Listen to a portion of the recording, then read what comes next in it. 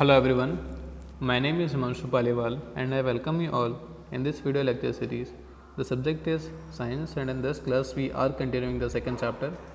Separation के methods हम देख रहे थे, लास्ट क्लास में क्रोमेटोग्राफी देखा था. सीक्वेंस में अब आज हम डिस्टिलेशन की बात करते हैं. The process of separating two miscible liquids. देखो लास्ट क्लास में इमिक्सेबल लिक्विड्स का देखा था, यहाँ पे हमें किसका देखना है, टू मिक्सेबल लिक्विड्स का.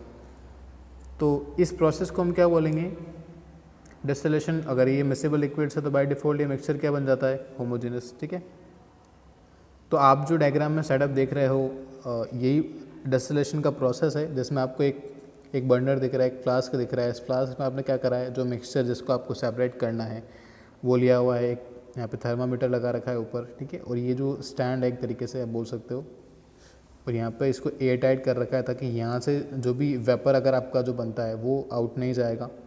फिर यहाँ से ये जो सेटअप है ना, इसको बोलते हैं कंडेंसर. इसमें है कुछ नहीं, जैसे अगर आप इसको नोटिस करो तो इसमें ना ये जो आपका पाइप है, इससे जो भी वेपर है वो इसके थ्रू जाएगा. लेकिन जस्ट बिकॉज यहाँ पर वाटर है ना, तो इसके आसपास वाटर होने के बाद क्या हो जाता है कि ये जो एनवायरनमेंट है यहाँ पे कूल होना स्टार्ट होता है. तो अगर ये कूल होगा तो वेपर है, और वेपर भी कूल होना स्टार्ट होगा क्योंकि इसकी सरफेस कूल डाउन हो चुकी है पहले से. तो जैसे ये कूल डाउन हो जाएगी, वेपर वापस से लिक्विड में कन्वर्ट हो जाएगा और यहाँ पर ड्रॉप आउट हो जाएगा. देखो प्रोसेस क्या है, इसका प्रोसेस काफ़ी इजी है. जैसे ही आप क्या करोगे, आपका जो लिक्विड है उसको बर्न करना स्टार्ट करोगे, मतलब बॉईल करना स्टार्ट करोगे. ठीक है, तो दो इमिसिबल लिक्विड्स है, तो जिसका भी बॉइलिंग पॉइंट पहले आ जाएगा वो क्या होगा, वेपर में कन्वर्ट करना स्टार्ट कर देगा. ठीक है, तो जैसे ही वो वेपर में कन्वर्ट होगा, यहाँ से आउट होने की कोशिश करेगा. डॉट को मेज़र करना, जैसे ये आउट होने की कोशिश करेगा, यहाँ से तो जा नहीं पाएगा बाहर. फिर क्या करेगा, इस पाइप के थ्रू इस मीडियम में जाएगा और यहाँ से क्या करेगा, यहाँ पे आ जाएगा. लेकिन अगर ये वेपर ही होता तो यहाँ से तो आउट हो जाता, बाहर निकल जाता. तो हमने क्या करा, यहाँ पे एक वाटर कंडेंसर लगा रखा है. वाटर कंडेंसर कोई ऐसे कोई बड़ी चीज़ नहीं है. आप क्या करोगे, इसमें अगर आप ठंडा पानी भर देते हो तो ये इन्वायरमेंट को ठंडा कर देगा.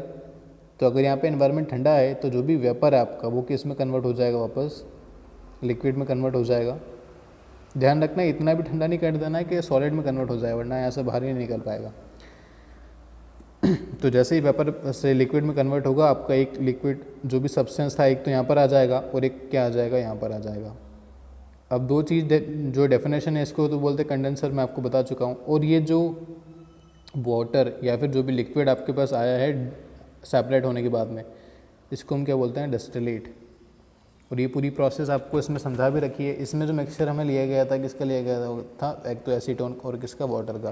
तो अगर आपको ऐसा मिक्सचर दिया जाए तो आप इजीली बोल सकते हो कि एसीटोन का बॉइलिंग पॉइंट क्या है, वाटर से कम है, तो ये बॉयल होगा. मतलब ये हमें कहाँ मिलेगा, डिस्टिलेट में मिलेगा.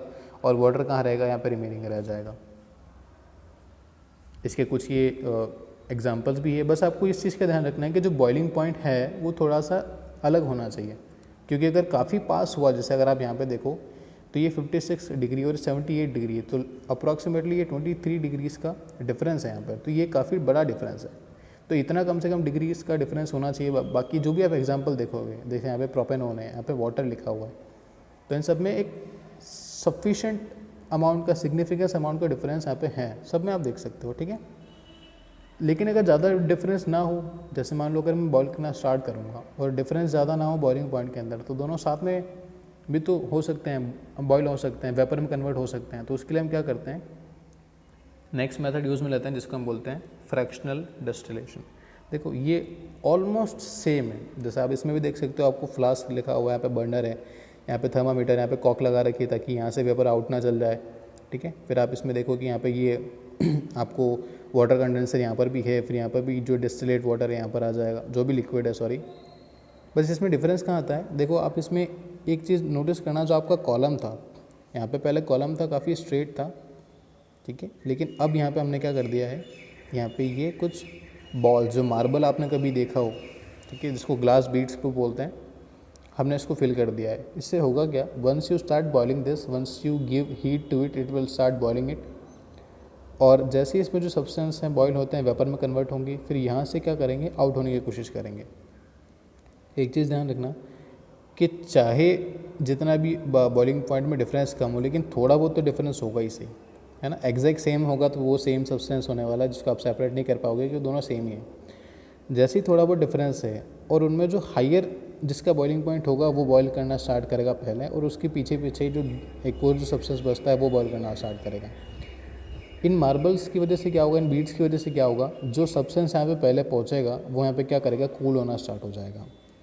लेकिन जो सब्सटेंस बाद में यहाँ पे आता है जिसका बॉइलिंग पॉइंट क्या है, लो है, वो क्या करेगा, यहाँ से पास कर जाएगा। क्यों?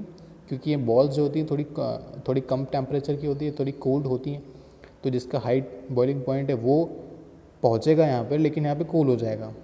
लेकिन जिसका लो बॉइलिंग पॉइंट है वो कूल होने के बाद में भी इतना भी कूल नहीं हो जाएगा कि सीधा इसके अंदर आ जाए, तो वो क्या करेगा, यहाँ से आउट हो जाएगा। और जैसे यहाँ से आउट निकलता है, यहाँ पे आपको पता है वाटर कंडेंसर लगा हुआ है जो लिक्विड को यहाँ पे ड्रॉप आउट कर देगा।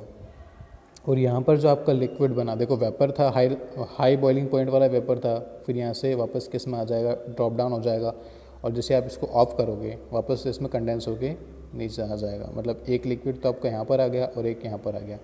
प्रोसेस समझ में आई आपको? That is called the fractional distillation.